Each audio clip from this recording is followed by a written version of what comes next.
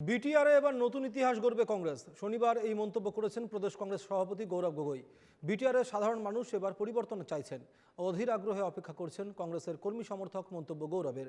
গোরেশ্বরের এই ব্যাপক দুর্নীতির জন্য দায়ী বিজেপি, স্পষ্ট ভাষায় জানান গৌরব। কেন্দ্র এবং রাজ্য দুটো জায়গায়ই বিজেপি সরকার, কিন্তু দিশপুর ট্যাক্স মেটানো হয়নি বলেও থমকে রয়েছে গোরেশ্বরের উন্নয়ন। গুরুতর অভিযোগ গৌরবের।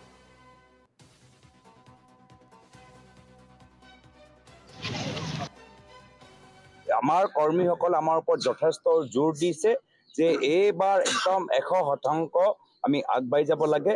আমি কৰ্মীখিনিৰ লগত আলোচনা কৰি আছো যে আমি আপ্ৰাণ চেষ্টা কৰিম সংগঠনটো আমি থিয় কৰি। আমাৰ বিধায়কসকল আজি আহিছে, যিদৰে আজি আমাৰ বিধায়কসকল যোৱা এমাহৰ ভিতৰত যিমান কষ্ট কৰিছে, আজিও আপোনালোকে দেখিছে 3গৰাকী বিধায়ক, আমাৰ ৰেকিবুদ্দিন আহমেদ ডাঙৰীয়া, দিগন্ত বৰ্মন ডাঙৰীয়া, নন্দিতা দাস ডাঙৰীয়ানী, প্ৰাক্তন বিধায়ক আমাৰ উপসভাপতি প্ৰাণেশ্বৰ বসুমতাৰী ডাঙৰীয়া, যিদৰে গোটেই দলটো ইয়াত নামি পৰিছে। মই ভাবো যে বিটিআৰত আমি এটা নতুন চেপ্টাৰ, এটা নতুন ইতিহাস।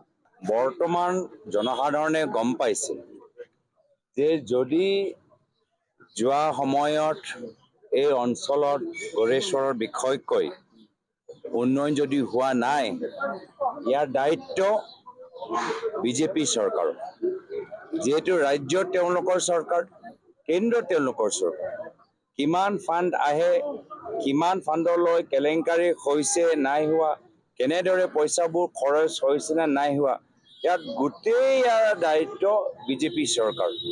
স্থানীয় কাউন্সিলৰ আছে, কিন্তু এইটোতো বৰ্তমান মুখ্যমন্ত্ৰীয়ে চব নিজৰ হাতত ৰাখি থয়।